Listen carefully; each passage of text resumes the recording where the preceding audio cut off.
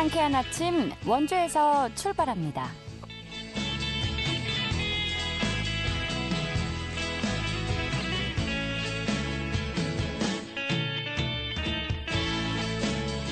안녕하십니까. 4월 4일 목요일 KBS 원주방송국에서 보내드리는 상쾌한 아침 원주에서 출발합니다. 저는 진행의 이은주입니다. 4월 4일인 오늘은 하늘이 차츰 맑아진다는 뜻의 절기 청명입니다. 일부 지역에서는 벚꽃이 화사하게 피어나기도 했는데요. 하지만 절기의 뜻과는 달리 전국이 대체로 흐리고 비가 내리기도 하겠습니다. 강원 내륙 지역에는 가시거리 1km 미만의 짙은 안개가 끼겠는데요. 강원 산지에서는 오늘 비를 뿌린 저기압이 동해상으로 진출하면서 동풍이 불겠습니다. 원활한 대기 확산으로 미세먼지는 전 권역이 좋음에서 보통 수준 보이겠는데요. 당분간 기온은 평년과 비슷하거나 조금 높을 것으로 예상됩니다. 자, 오늘 준비한 소식입니다. 원주시가 자전거 관광 활성화 사업에 돌입하는데요. 원주천 상류부터 시작되는 자전거길 중 기존 단절돼 있던 구간도 신설됩니다. 이 소식 먼저 전해드리고요. 원주공항이 개항 이후 26년 만에 연 탑승객 20만 명을 돌파했습니다. 리포터 현장에서 소개해드리겠습니다. 횡성군 농업기술센터가 5년 연속으로 영국 환경식품농림부가 주관하는 농산물 잔류 농약 분석평가에서 우수 인증을 받았습니다. 이 내용도 자세히 살펴보도록 하죠. 4월 4일 목요일 상쾌한 아침 원주에서 출발합니다.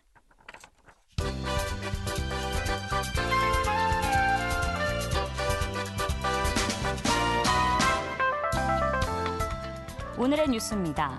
강원도 선거관리위원회는 어제 제22대 국회의원 선거 후보자 한 명을 공직선거법 위반 혐의로 경찰에 고발했습니다.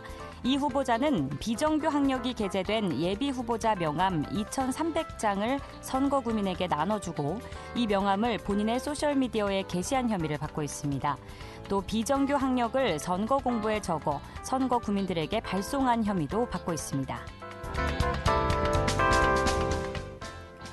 문화재청은 지난해 11월부터 지난달까지 죽은 채 발견된 천연기념물 산양이 537마리로 잠정 집계됐다고 밝혔습니다. 지역별로는 양구가 225마리로 가장 많았고 화천 211마리, 고성 57마리 등이었습니다. 국내에 서식하는 산양은 약 2,000마리 안팎으로 추정되는데 확인되지 않은 폐사체를 감안하면 더 많은 개체가 죽었을 것으로 예상됩니다. 산양 대량 폐사의 원인으로는 폭설에 따른 먹이 부족과 아프리카 돼지열병 차단용 울타리로 인한 서식지 고립 등으로 추정되고 있습니다. 2024 강원 소년체육대회가 어제 개막해 엿새 동안 원주와 춘천, 강릉 등 강원도 내 5개 시군에서 열립니다. 이 대회에는 태권도와 자전거, 골프 등 30개 종목에 초등과 중등 선수 3천여 명이 참가합니다. 이번 대회에선 도내 시군을 규모에 따라 2개 부로 나눠 순위를 매깁니다. 대회 결과는 기존의 평가전 점수와 합산돼 올해 5월에 목포에서 열리는 전국 소년체전 강원도 대표 선발에 활용됩니다. 오늘의 뉴스였습니다.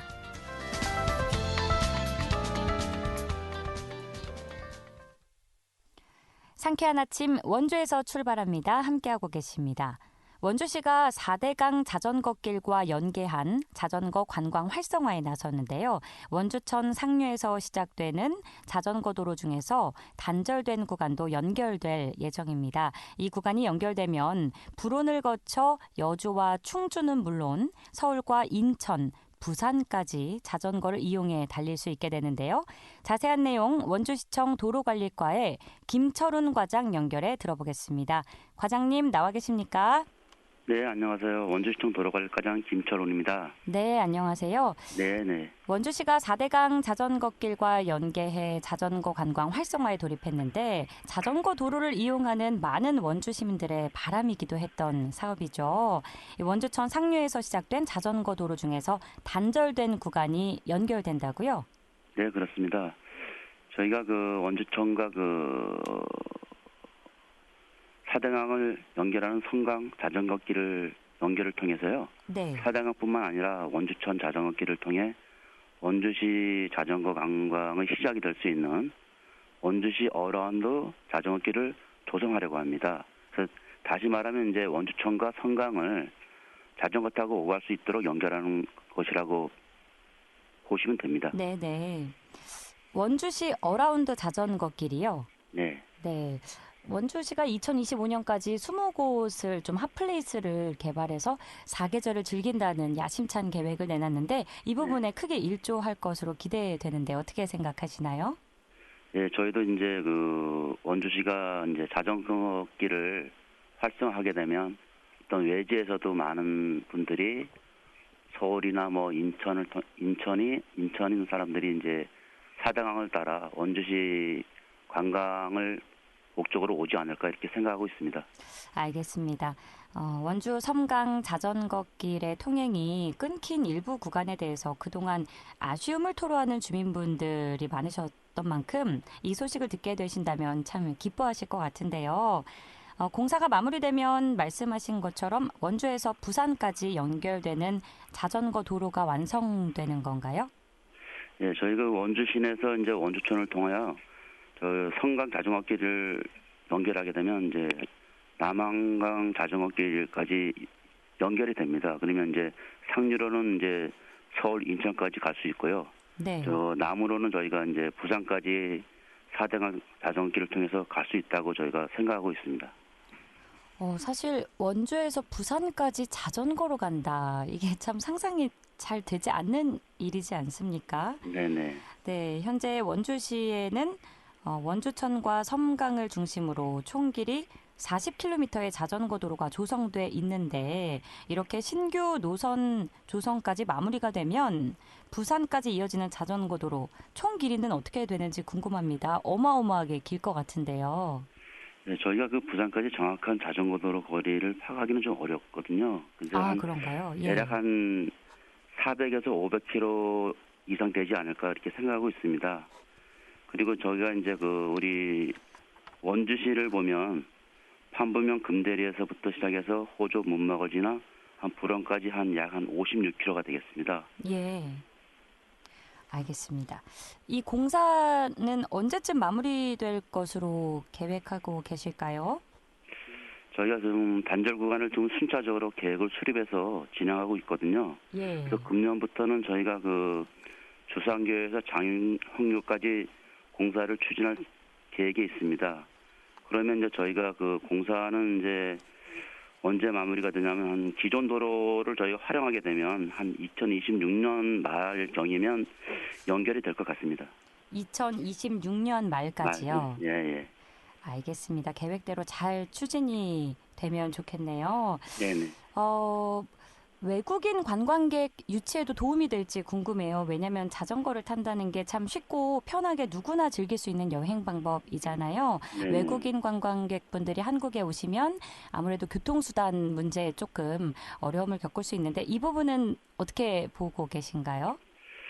외국인들도 저희가 지금 우리 원주 시내 그 주변에 지금 많은 그 관광에 대해서 지금 저희가 뭐 공사도 하고 있고 홍보도 하고 있고 막 그러거든요. 그러면 예. 이제 외국인들이 원주 와가지고 관광지를 돌면서 만약에 이제 우리 주변에 자전거 도로가 잘 되어 있다 그러면 뭐 가전유원지 와가지고 자전거를 탈 수 있는 그런 분위기가 되지 않을까 생각하고 있습니다. 네, 홍보 말씀해 주셨는데 혹시 좀 특색 있는 코스를 개발하실 계획이신지 또 홍보는 어떤 식으로 하실 계획이신지도 들어보고 싶습니다. 저희가 이제 그 홍보 같은 경우는 저희 시정 홍보실을 통해서 저희가 뭐 언론 매체나 아니면 이제 수시로 저희가 뭐 인터넷이나 이런 걸 통해서 홍보가 되지 않을까 이렇게 생각하고 있고요. 저희가 뭐 앞으로 이제 그 외국인뿐만 아니라 우리 내국인도 우리 원주시가 자전거 타기 좋은 코스를 마련해서 홍보에 집중하도록 하겠습니다. 알겠습니다. 끝으로 이 밖에도 좀 원주시에서 자전거 타고 나들이 하기 좋은 코스가 있다면 소개 부탁드릴게요. 예, 저희가 그 이번에 이제 원주천 르네상스 사업을 통해서 이제 자전거 도로를 재정도 하고 있고요. 이 사업이 좀 완료가 되면 지금 이제 판부 금대리에서 호저까지 원주천 코스가 하나 있고요. 그 다음에 간현유원지에서 불원 섬강변 코스가 자전거 타기가 좋을 것으로 저희가 생각하고 있습니다. 아, 예. 운동에도 좋고 누구나 편하게 즐길 수 있는 자전거 저도 한번 이용을 해봐야겠다는 생각이 듭니다. 네, 오늘 설명 감사합니다. 예, 감사합니다. 네, 지금까지 원주시청 도로관리과의 김철훈 과장과 이야기 나눴습니다.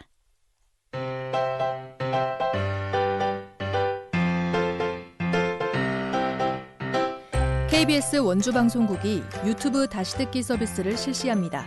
매일 아침 강원 영서남부권의 뉴스와 정보를 전해드리는 상쾌한 아침 원주에서 출발합니다는 KBS 원주라디오 유튜브 채널을 통해 다시 들을 수 있습니다.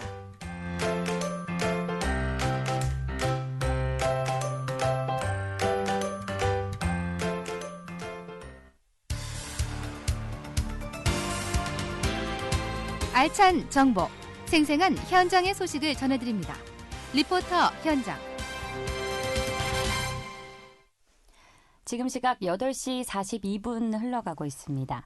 원주공항을 이용한 탑승객 수가 개항 이래로 첫 20만 명을 돌파했는데요. 26년 만에 처음이라고 합니다. 자세한 소식 박다연 리포터가 취재했습니다. 어서 오세요. 네, 안녕하세요. 네, 지난해 원주공항을 이용한 이용객 수 개항 이래로 첫 20만 명을 넘었다고요? 네, 맞습니다. 지난해 원주공항을 이용한 탑승객 수가 20만 5,279만 명으로 집계됐는데요.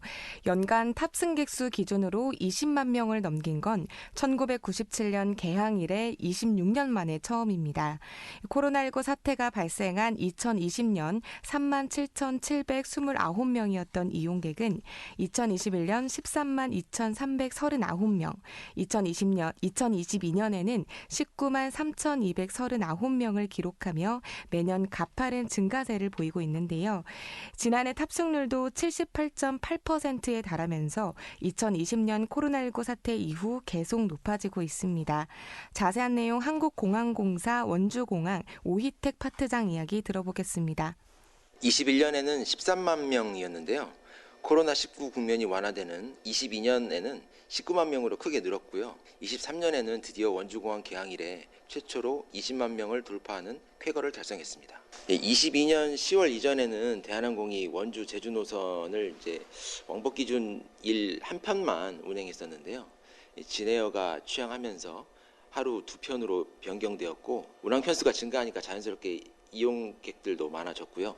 특히 오전, 오후 각 한 편을 운영함으로써 이용객들의 선택지가 넓어지니까 탑승률 상승 효과로 이어졌다고 보고 있습니다. 예전에는 여행 스케줄이 안 맞는 분들이 김포나 청주공항을 이용하면서 여객 수요가 타 공항으로 분산되었는데요. 이분들이 다시 원주공항으로 돌아오도록 하는 효과가 컸다고 보고 있습니다. 이렇게 원주공항의 이용률이 증가할 수 있었던 이유라고 한다면 어떤 것들이 좀 있을까요? 네, 원주공항의 이용률이 증가할 수 있었던 가장 큰 이유를 꼽자면 증가된 운항 편수입니다. 네. 2022년 10월 이전에는 대한항공이 원주 제주 노선을 왕복 기준 하루 한 편만 운행했었는데요. 지난해부터 진에어가 취항하면서 원주에서 제주, 제주에서 원주를 오는 편도가 하루 2회로 늘어났습니다. 또 다른 이유로는 원주시의 인구 증가인데요. 2008년 30만 3,975명, 2023년 36만 1,503명으로 확대됐습니다. 이 혁신도시가 조성되면서 공공기관들이 원주시로 모여들었고 이에 따른 임직원들의 유입도, 이용률 증가에 큰 영향을 끼친 것으로 나타났는데요. 그 외에 원주 인근 지역 주민들도 김포와 인천을 가지 않고 가까운 원주공항을 많이 찾아 활성화에 일조하고 있습니다.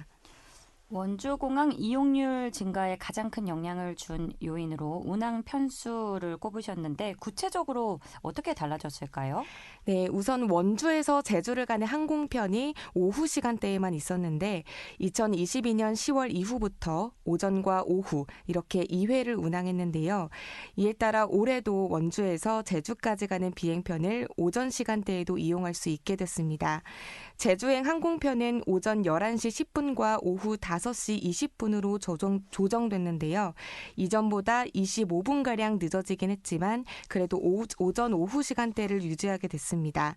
국토교통부의 최종 승인으로 확정된 원주공항 진에어의 하계 항공기 운항 일정은 오는 10월 26일까지 적용되는데요.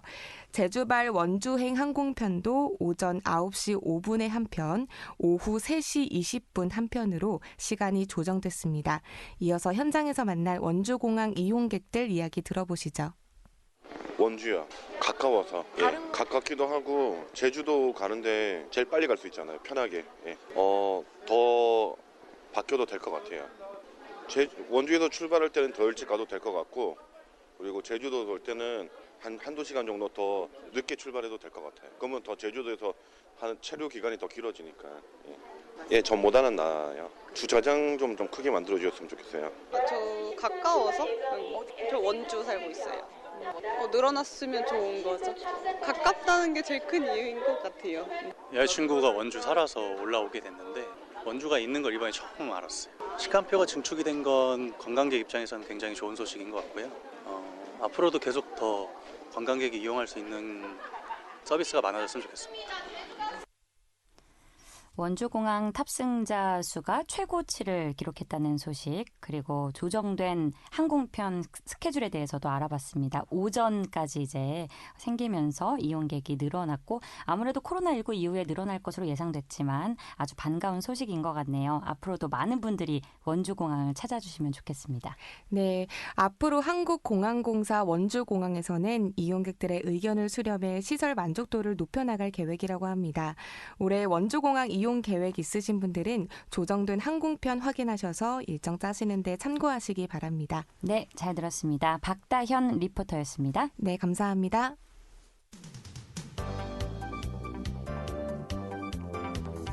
생생한 현장, 유익한 생활 정보를 전해드리겠습니다. KBS 원주라디오 상쾌한 아침 원주에서 출발합니다를 함께하고 있습니다.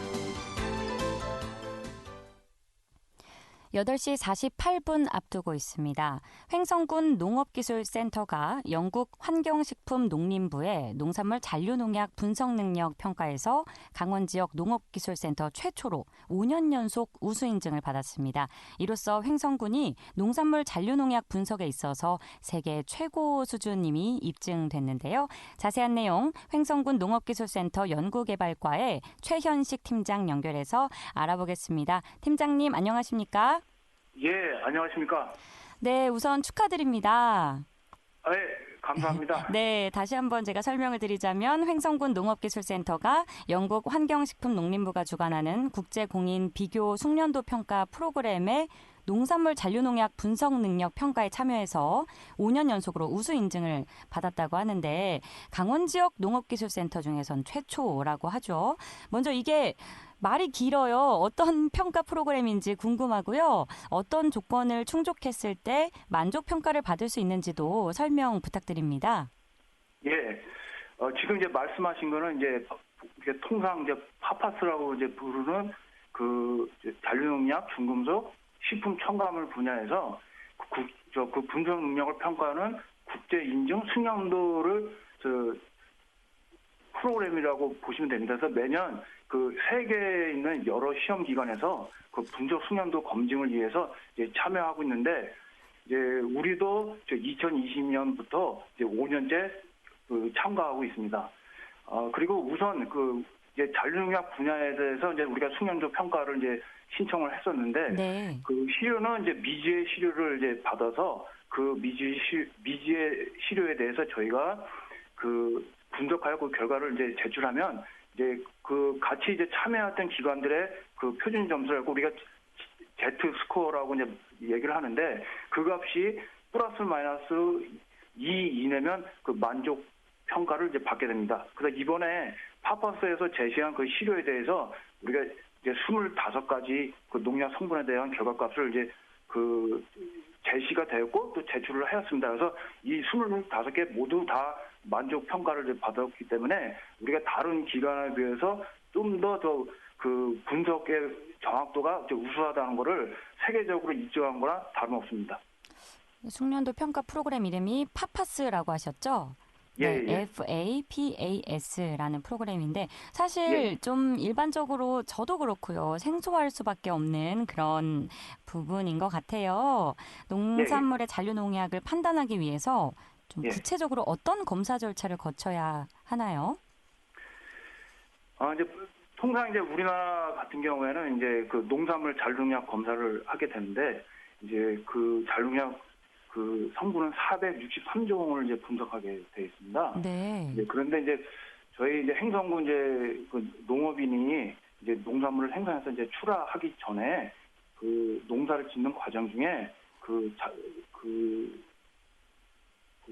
농사 짓는 과정 중에 그 네네. 농약이 허용치의 기준 이상인지 이하인지 그거를 이제 검사를 좀 필요로 하는데 네. 만약에 이제 그렇게 하지 않을 경우에는 이제 우리 그 대도시나 이런 소비처 그 가락시장이나 이런 데 갔을 때 그 이제 거기서 잔류해준 품목별로 이제 그 농약 사용이 이제 다 다른데 거기서 잔류해준 허용치 기준 이상으로 이제 나오게 되면은 이제 전량 폐기가 되거나 그다음에 그 농업인에서 이제 그 과태료를 물게 돼 있고 또 이제 그렇게 이제 불이익을 받기 때문에 저희 이제 관내에 있는 행정 농업인한테 대해서는 우리가 사전에 이제 그런 부분에 대해서 우리가 미리 이제 그 결과를 통보를 하고 그다음에 또 농업인들은 또 그 품목별로 농약 사용에 대해서 안전하게 그 사용 기준을 맞춰서 사용할 수 있도록 우리가 사용할 수 있도록 이렇게 지도하고자 하기 위해서 이렇게 지금 운영하고 있습니다.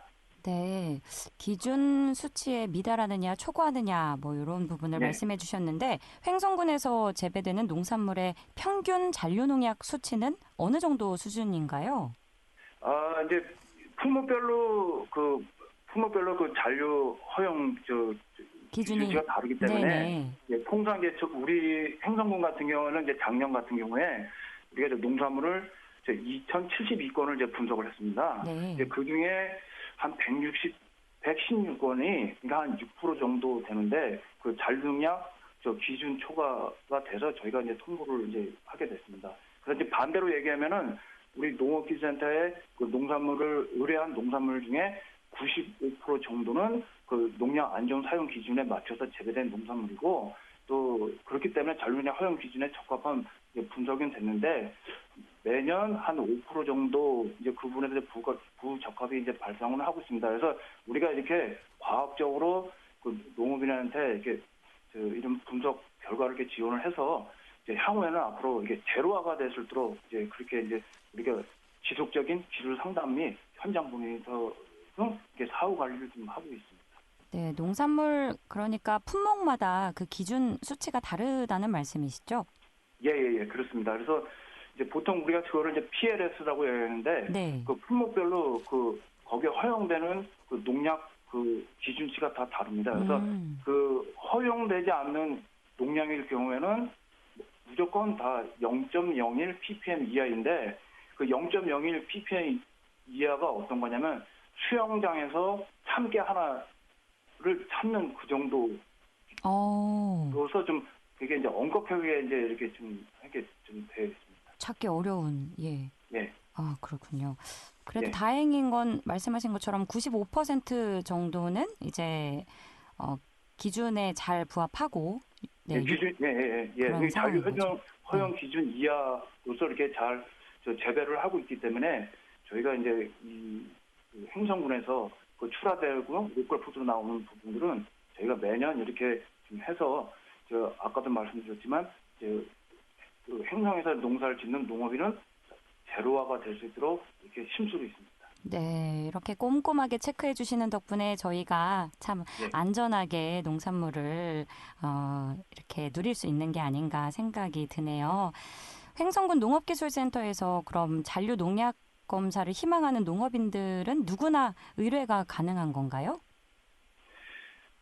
행성군 관내에 주소지와 경작지를 두고 있는 농업이면 그 검사를 이제 의뢰할 수 있습니다.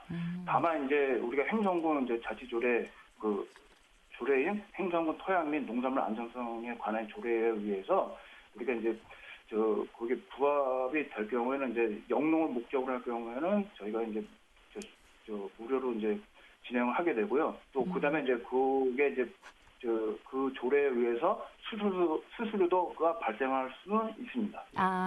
어쨌든 영농을 목적으로 할 경우에는 주소지와 경작지를 두지 않고 있어도 이제 주소지와 경작지가 행성군 관내여야만 있어요. 됩니다. 예. 그러면요, 팀장님, 예. 그 주소지와 경작지 둘 중에서 한 가지 사항만 해당되는 농업인의 경우에는 검사 의뢰를 할 수 없는 건가요? 아닙니다. 그건 이제 일단 의뢰를 들어와서 네. 저희가 이제 상담하면서 그 조건에 따라 그 조건의 상황에 따라서 그건 저희가 이제 그 판단을 해서 이제 지도나 그렇게 이제 접수 처리하고 있습니다.